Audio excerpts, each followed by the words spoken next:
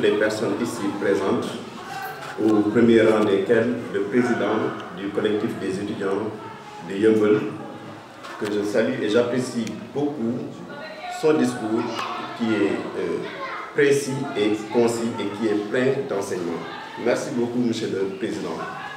Permettez-moi également de saluer ces panélistes, Aram, Yaya, Amina et Abdallah, je pense que je n'ai pas fait d'erreur, mais de saluer également aussi le modérateur qui, depuis le début de cette séance, donc, fait passer des messages forts et je pense que cela aussi fait partie donc, des qualités d'un bon modérateur.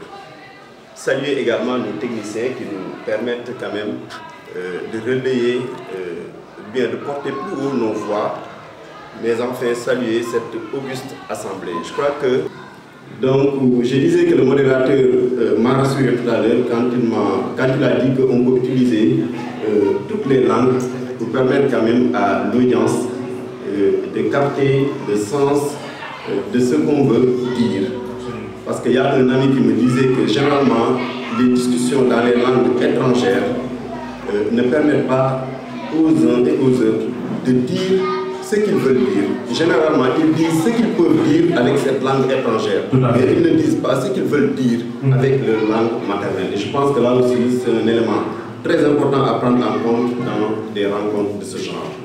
Donc, merci beaucoup, Magui, Nui, Nyep, Di Grum Nyep, Di raffermir cette initiative, Monsieur le Président. Je pense que souvent, avec les collectifs des étudiants, la plupart de nos activités sont concentrées dans les campus universitaires, que ce soit au niveau du campus pédagogique ou social.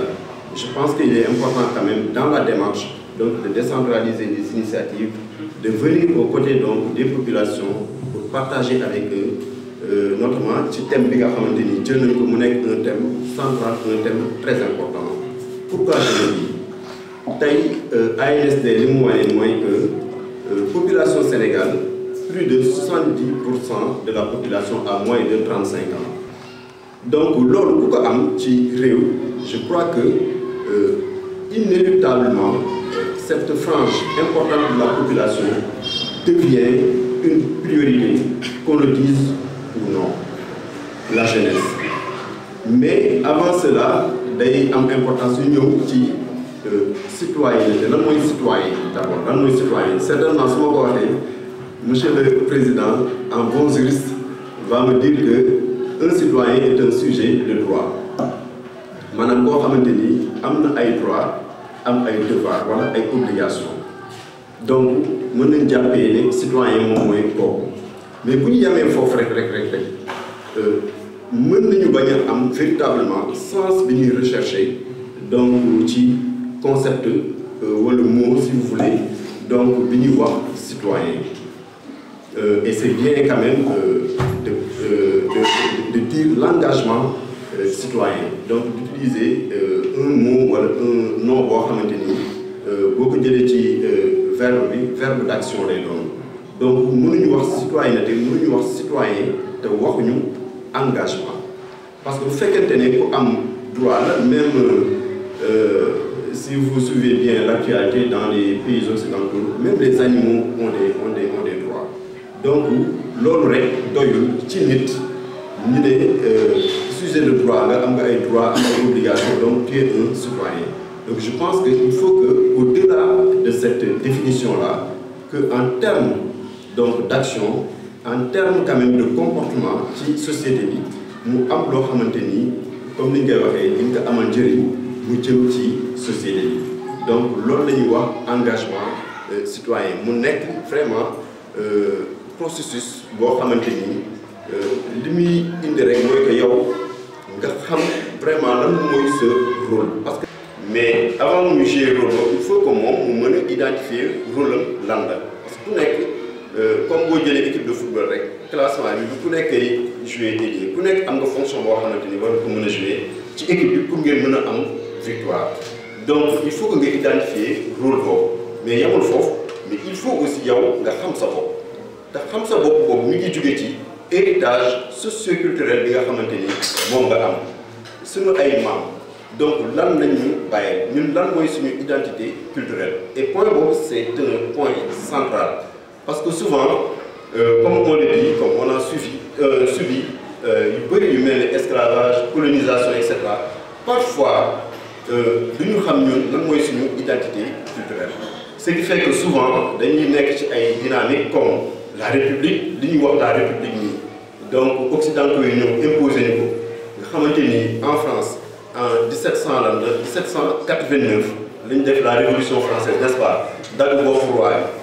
Donc, nous, en 1777, nous avons Souleymane Baal, instauré une véritable démocratie. Fille pour Fouta. Donc, tu vois, il y a des règles qui sont marquées. Vous faites un njiit, vous faites du et je crois que nous dans nos sociétés actuelles, de 1777 de technologie comme forme de démocratie, fille Fouta. Nous avons la charte de Kourkan Fouga. Nous avons une charte pour Hamadini. Donc c'est une vieille charte pour Hamadini. Les Européens savent comme l'Afrique existait. Donc nous acceptons, nous nier notre civilisation, notre culture. Moi, cet héritage-là, il est tellement important pour que je puisse comprendre que je ne sais pas mon parce que si je ne sais pas donc problème est là. Mais par-dessus tout, au-delà du rôle que vous identifiez, au-delà de l'héritage socioculturel que vous identifiez pour savoir il faut que aussi notre action soit guidée véritablement par l'éthique et la responsabilité. Lors de notre donc, le xaw doy waar day doon parce que gis nañu vraiment société bi ni muy évoluer lu jëm ci wàllu éthique donc la parole donnée nga jël engagement ne man lii dinaa ko def moo xam devant télé la wala devant sax un petit groupe nga xëy renier engagement boobu nga jël devant tout le monde loolu du éthique wala la responsabilité moo xam ñu jël la étudiant yëmbal yi jël la ne la yaay suñu président. Donc c'est une grande responsabilité. Mais donc le rôle de rôle donc la fonction de pour une réussite, un impact sur les étudiants et les donc ces deux éléments aussi sont très importants. Donc vous dites les citoyens n'est que rek boo xamante ni da nga am droit am ay obligation mais dafa nekk boo xamante ni da nga war am engagement. Je crois que souvent dañuy citer François Fanon dans sa célèbre assertion quand il disait que chaque génération est investie d'une mission libre à elle de l'accomplir ou de la trahir. Donc loolu moom moo fi am il y a ceux qui font l'histoire et ceux qui subissent l'histoire. Donc ceux qui font l'histoire véritablement ce sont les acteurs ñoom ñoo am engagement citoyen.